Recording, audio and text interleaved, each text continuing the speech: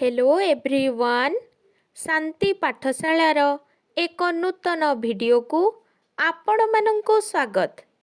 आजिकार विषय वस्तुटी हेउछि नेताजी सुभाष चंद्र बोस जयंती उपलक्षे एक सुंदर हृदयस्पर्शी भाषण। जदि एबे पर्यंत आपण चैनल को सब्सक्राइब करि नाहंती तेबे सर्वप्रथमे चैनल को सब्सक्राइब करिनियंतु एवं पाखरे थिबा बेल आइकन टिकु प्रेस करि दियंतु जाद्वारा सर्वप्रथमे आपण वीडियो गुडी को देखि पारिबे। तेबे चलंतु आरंभ करिबा। मंचासीन सम्माननीय अतिथि पूज्य शिक्षक शिक्षयित्री मोर छोट बड़ भाई ओ भौणी माने तथा समस्त सभासदगण आज हेउछि जानुआरी 23 तारिख नेताजी सुभाष चंद्र बोसଙ୍କର जन्म दिवस।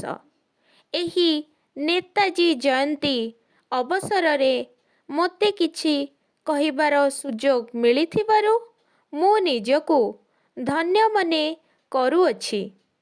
ଐତିହାସିକ କଟକ ସହରର ଓଡ଼ିଆ ବଜାରରେ ପିତା ଜାନକୀନାଥ ବୋଷ ଓ ମାତା ପ୍ରଭାବତୀ ଦେବୀଙ୍କ ଗର୍ଭରୁ ନବମ ସନ୍ତାନ ଭାବେ 1897 ମସିହା ଜାନୁଆରୀ 23 ତାରିଖରେ ସୁଭାଷ ବୋଷ ଜନ୍ମଗ୍ରହଣ କରିଥିଲେ। ପିଲାଟି ବେଳୁ ସେ ପିତୃମାତୃ ଭକ୍ତ ଥିଲେ। ତାଙ୍କର ପ୍ରାଥମିକ ଶିକ୍ଷା କଟକରେ ଥିବା ଏକ ମିଶନାରୀ ସ୍କୁଲରେ ଆରମ୍ଭ ହୋଇଥିଲା। 1909 ମସିହାରେ ତାଙ୍କ ବାପା କଟକ ରେଭେନ୍ସା କଲିଜିଏଟ୍ ସ୍କୁଲରେ ତାଙ୍କ ନାମ ଲେଖାଇ ଦେଲେ। ସେ ଏଣ୍ଟ୍ରାନ୍ସ ପରୀକ୍ଷା ଦେଇ ଆସାମ, ବଙ୍ଗ, ବିହାର ଓ ଓଡ଼ିଶା ମଧ୍ୟରେ ଦ୍ୱିତୀୟ ସ୍ଥାନ ଲାଭ କରି ଉତ୍ତୀର୍ଣ୍ଣ ହୋଇଥିଲେ। ଏହା ପରେ ସେ 1919 ମସିହାରେ କଲିକତା ସ୍କଟିଶ କଲେଜରୁ ଦର୍ଶନ ଶାସ୍ତ୍ରରେ ଅନର୍ସ ସହିତ ପ୍ରଥମ ଶ୍ରେଣୀରେ ଦ୍ୱିତୀୟ ସ୍ଥାନ ଅଧିକାର କରି ବିଏ ପରୀକ୍ଷାରେ ଉତ୍ତୀର୍ଣ୍ଣ ହେଲେ। ସେ ICS ପଢ଼ିବା ପାଇଁ ବିଲାତ ଯାଇଥିଲେ। 1920ରେ ସେ ଏହି ପରୀକ୍ଷାରେ ଚତୁର୍ଥ ସ୍ଥାନ ହାସଲ କରିଥିଲେ।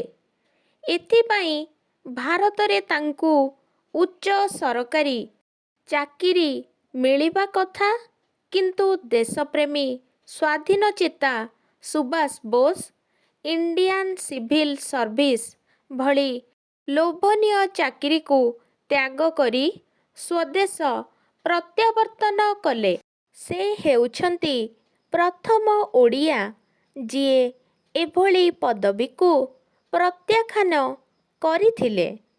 1938 ମସିହାରେ ସେ ହରିପୁରଠାରେ ଭାରତୀୟ ଜାତୀୟ କଂଗ୍ରେସର ସଭାପତି ହେଲେ।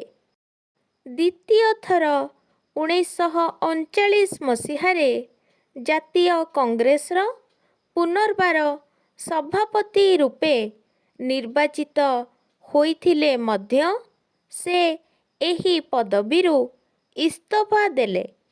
ଦ୍ୱିତୀୟ ବିଶ୍ୱଯୁଦ୍ଧ ଚାଲିଥିବା ସମୟରେ 1941 ମସିହା ଜାନୁଆରୀ 16 ତାରିଖ ନିଶାର୍ଦ୍ଧରେ ସୁଭାଷ ବୋଷ ଛଦ୍ମବେଶ ଧାରଣ କରି ଭାରତରୁ ଆଫଗାନିସ୍ତାନ ଚାଲିଗଲେ। ସେଠାରେ କାବୁଲ ଦୂତାବାସର ସାହାଯ୍ୟ ନେଇ ସେ ଜର୍ମାନୀ ଗଲେ। ଜର୍ମାନୀର ଶାସକ ହିଟଲରଙ୍କ ସାହାଯ୍ୟ ନେଇ ସେ ଜାପାନ ଗଲେ।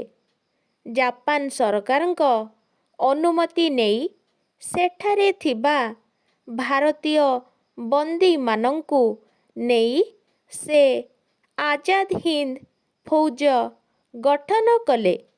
ସେଠାରେ ସେ ଦିଲ୍ଲୀ ଚଲୋ ଡାକରା ଦେଇ ଭାରତ ଅଭିମୁଖେ ଯାତ୍ରା କଲେ। ଏହି ସମୟରେ ଜର୍ମାନୀ ଇଂରେଜମାନଙ୍କ ଦ୍ୱାରା ପରାସ୍ତ ହେବାରୁ ଜାପାନ ହତାଶ ହୋଇ ସୁଭାଷଙ୍କୁ ସାହାଯ୍ୟ ଦେବା ପାଇଁ ଅସମର୍ଥ ହେଲା। ଫଳରେ ଆଜାଦ ହିନ୍ଦ ଫୌଜ ଇମ୍ଫାଲ ଛାଡ଼ି ଫେରି ଆସିଲେ। 1945 ମସିହା ଅଗଷ୍ଟ 18 ତାରିଖରେ ସୁଭାଷ ବୋଷ ରୁଷ ଯିବା ପାଇଁ ସାଇଗନଠାରେ ଉଡ଼ାଜାହାଜରେ ବସିଲେ। ବଡ଼ ଦୁର୍ଭାଗ୍ୟର କଥା, ସେହି ବିମାନଟି ଦୁର୍ଘଟଣାଗ୍ରସ୍ତ ହେଲା। ବିମାନ ଭସ୍ମୀଭୂତ ହୋଇଗଲା। ମାତ୍ର ନେତାଜୀ ମୃତ କି ଜୀବିତ ଆଜି ପର୍ଯ୍ୟନ୍ତ ଜଣାପଡ଼ିଲା ନାହିଁ। ସୁଭାଷ ବୋଷ ଥିଲେ ଉଗ୍ର ସ୍ୱାଧୀନଚେତା ଏବଂ ଦୁଃସାହସୀ ଦୁର୍ଜୟ ବୀର। ସେ କହୁଥିଲେ, ତୁମେ ମୋତେ ରକ୍ତ ଦିଅ, ମୁଁ ତୁମକୁ ସ୍ୱାଧୀନତା ଦେବି। ସ୍ୱାଧୀନତାର ଲକ୍ଷ୍ୟ ନେଇ ଜୀବନକୁ ଉତ୍ସର୍ଗ କରିଦେଇଥିବା ସୁଭାଷଙ୍କୁ ଏ ଦେଶ କେବେ ଭୁଲିପାରିବ ନାହିଁ। ଏତିକି କହି ମୁଁ ମୋର ବକ୍ତବ୍ୟ ଶେଷ କରୁଛି। ଜୟ ହିନ୍ଦ। ଯଦି ଏହି ଭିଡ଼ିଓଟି ଆପଣଙ୍କୁ ଟିକେ ବି ଭଲ ଲାଗିଥାଏ, ତେବେ ଲାଇକ୍, ସେୟାର ଏବଂ ସବସ୍କ୍ରାଇବ୍ କରିବାକୁ ଜମାରୁ ଭୁଲିବେନି। ଧନ୍ୟବାଦ।